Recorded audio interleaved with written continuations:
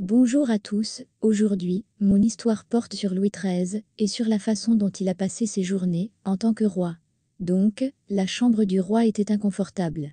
Certes, ces appartements du Louvre, auxquels l'architecte Lescaut a contribué, sont luxueux, mais il est difficile de les qualifier de confortables. Un long couloir s'étendait jusqu'à la pièce principale, ornée de sculptures dorées devant l'entrée. La lumière dans la pièce n'est pas brillante. Les hautes fenêtres ne laissent pas passer les rayons du soleil, car à la place du verre, il y a des vitraux représentant 3 lys d'or, symbole des Bourbons. Dans la chambre de Louis XIII, il y avait de luxueuses tapisseries dorées, un grand lit à baldaquin, avec une couverture en satin. Au pied du lit de Sa Majesté se trouvait un petit banc, la place du premier valet de chambre, à la fois serviteur, ami et assistant du roi. Mais il arrive que Louis dorme dans son cabinet de travail. La matinée au château commence à 5 heures. Tous les habitants du cœur de la France se réveillent alors peu à peu et prennent leurs fonctions. Les domestiques débarrassent la cour près du Louvre des pots de nuit déversés par la fenêtre, des ordures et de la saleté. D'autres domestiques se mettent au travail pour nettoyer les chambres de Sa Majesté. Un grand escalier construit à l'époque d'Henri II menait aux appartements royaux. Une architecture merveilleuse, des sculptures magnifiques, un incroyable plafond voûté, des colonnes de marbre rose. Le grand hall, après ce grand escalier, est d'une beauté merveilleuse. On y trouve des portraits de rois et de reines, de princes et de princesses. Mais pour l'instant, c'est le temps de Louis XIII. Louis XIII est hypocondriaque. Il n'aime pas les mondanités, les bals somptueux et les spectacles. Le roi n'aimait même pas le Louvre, qu'il considérait comme une forteresse lugubre. Louis aurait aimé une vie plus insouciante et plus libre que celle d'un noble. Les quelques fois où l'on vient vénérer le roi sont une bagatelle par rapport à la propriété spacieuse, à l'air frais et à l'absence d'affaires d'État importantes. On peut monter à cheval, chasser et passer du temps dans la nature. C'est apparemment la raison pour laquelle Louis aimait tant son petit pavillon de chasse de Versailles. Le roi se réveillait à 6 heures du matin. Ludovic prend un bain et prie. Le roi essayait d'éviter la règle, établie à l'époque d'Henri III, qui consistait à accepter une chemise de jour d'un noble monsieur. Moins de monde, plus d'esprit. Louis XIII s'habille, se rase, lave sa chevelure luxuriante et se poudre le visage. Le roi autodidacte aide même les domestiques à faire son lit dès son plus jeune âge. Après sa toilette, le roi se rend à la chapelle du Louvre.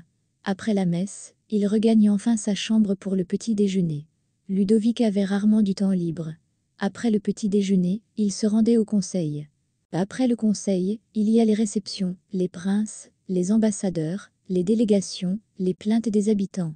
Tout le monde devait être reçu et écouté. Quel métier ennuyeux que celui de roi. Après ses ennuis, le roi rend visite à son épouse, Anne d'Autriche. Sans grand enthousiasme, mais en signe de respect. Heureusement, l'heure du dîner approchait. Le repas est cependant accompagné d'un minimum de cérémonie, prière, présence du médecin, du chambellan et de 2 gardes derrière. Derrière les barrières, les courtisans se taisent. Seul le plus noble des nobles pouvait offrir une serviette au roi. C'est ainsi qu'un jour, 2 nobles se disputèrent le droit de passer la serviette. Après cet interminable cérémonial, le roi était libre de partir. Il pouvait sortir prendre l'air, monter à cheval, ou faire un peu d'exercice. Louis était un bon cavalier. Malgré la mélancolie qui régnait dans le château, on avait l'impression que le roi était une toute autre personne, qui ne craignait ni le froid, ni la boue, ni le mauvais temps. Louis adorait tellement la chasse que les autres aristocrates trouvaient le roi étrange. Le roi pouvait manger un casse-croûte assis sur l'herbe sans le cérémonial déprimant de la cour, il pouvait se perdre dans les bois sans avoir peur de son impuissance, il pouvait aller à l'auberge la plus proche et se faire une omelette. Il n'a pas du tout l'air d'un hypocondriaque.